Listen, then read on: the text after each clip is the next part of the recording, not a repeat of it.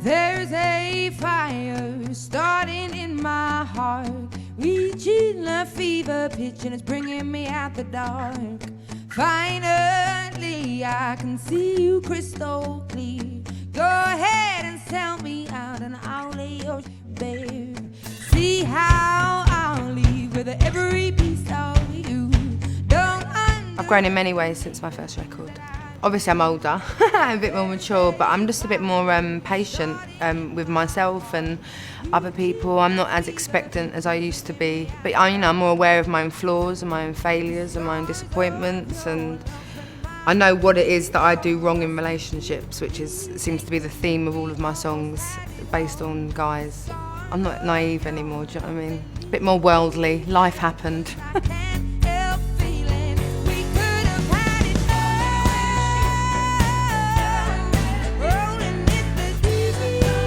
Rolling in the deep, it's just about having a bit of self-worth and suddenly coming to the revelation that you're being treated quite badly.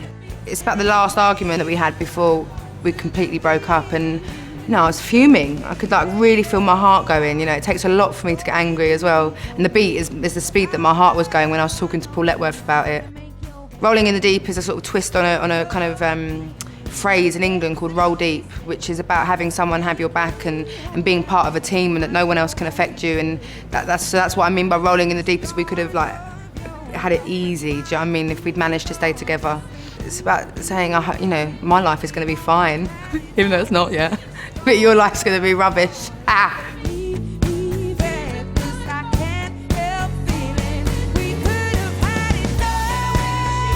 Recording in Malibu was pretty isolating, really. When we were in the studio, no one who wasn't on the record was allowed into the room. It was just me, the band, Rick, and the engineers.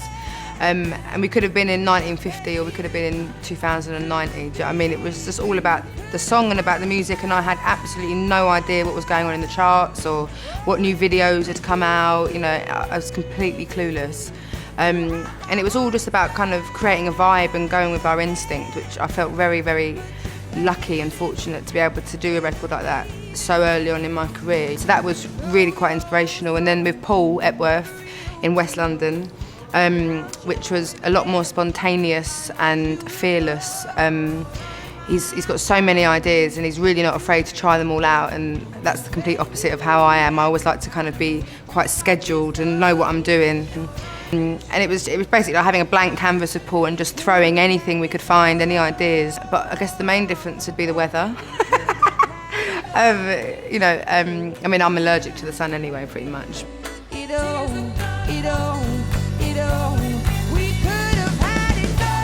It was a very conscious decision that I made to work with as many people as possible. And my first record, I'd say about 85% of it was all me, and I had some of them songs from when I was 16, and I'm very limited at the moment when it comes to being a musician. Do you know what I mean? I'm not as musically academic as Paul Letworth is, and as Fraser T. Smith and Ryan and Dan Wilson. So I only know 4 chords. So if I'd written the whole record again on my own, it would have sounded like 19. And that's my biggest fear, was making the same record again. And I find I'm really dismissive of my own material, and I throw ideas away really, really easily, which I think is a bad thing. But when I work with someone else, I throw it and they catch it, and then they kind of turn it into something that ends up really, really working. So I think going down the line, it'll be more and more that I'll be collaborating with other people.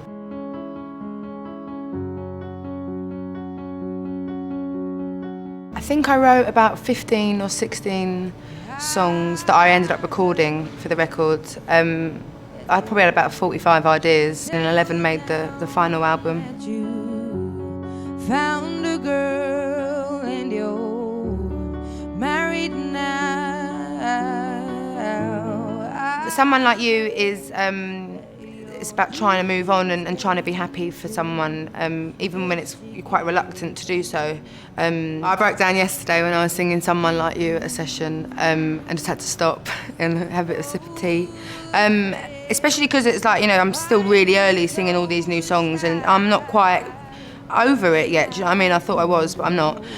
So sometimes, I do get a bit lost in the moment and remember being in that situation that the song's about. Which, it's pretty heartbreaking and takes my breath away a bit. But, I really hope that he's really well, and I hope that I'm going to be well soon. It's just a song about hope. It isn't over.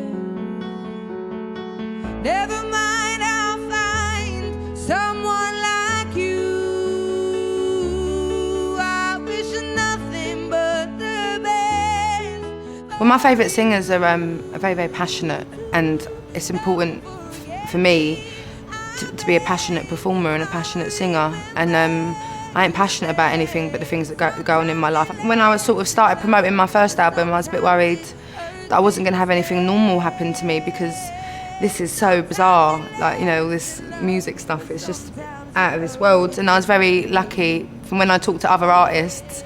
Some of them are like, you know, very, very isolated and don't get to meet people. So I'm really pleased that I had something normal to write about, because I wouldn't want to write about hotel rooms and my fear of flying, because that's boring and it's a bit egotistical. Yesterday was the time of our lives. We were born and raised. Whenever I try and plan to sit down to write something, nothing ever comes. And that's a running theme from the first album as well, whenever I try to do it. I have absolutely no structure. I haven't found one yet either. Usually the idea comes to me when I'm not ready for it. Late at night, or having a glass of water, or out with friends or whatever. So I've just got to kind of be a bit patient and wait it out. I couldn't fight it. I'd hoped you'd see my face, and that you'd be reminded that for me it isn't over. I'm not very academic, so that's the only reason I ever kind of pursued music and went to music school, was because I knew that I had to have some qualifications in my life, and there was no way I was going to be getting them in English or maths. And I knew I'd do all the work with music, do you know what I mean? Like, and I knew I'd pass all my subjects and get a grade and go on to do whatever. But I never ever expected to be a singer professionally. Every single person I know's got a dream, and none of their dreams have come true. So what, you know, why would mine ever come true? And it was also drummed into me from quite young, from like teachers and authority people, that, you know, not to live in a fantasy world, and that there's a very big line between like fantasy and living, and I just sort of chose to live. I went with the flow when I got offered a record deal. Who would have known how bittersweet this would taste? Never mind, I'll find someone like you. I think the Grammys was when I don't think anything could ever actually proper sink in, but that was when I was like, you know, it's like a secret members club that you're not really allowed in. That's when I realised that how music can travel. Do you know what I mean? Because I'm from Tottenham in North London, and then I was at the Staples Centre winning a Grammy. So that was when I was like, you know, so it's pretty weird. Never mind, I'll find someone like you. I wish nothing. I'm coming in May, I think, to start touring. May and June, and then I'll be back later in the year doing a few bits and pieces. I love touring. It's exhausting, but I love seeing people respond to my music, because that's how I feel about some artists, and there's no other feeling like it that I've found yet. So. But sometimes it hurts instead. Sometimes it lasts in love, but sometimes it hurts instead. Yeah.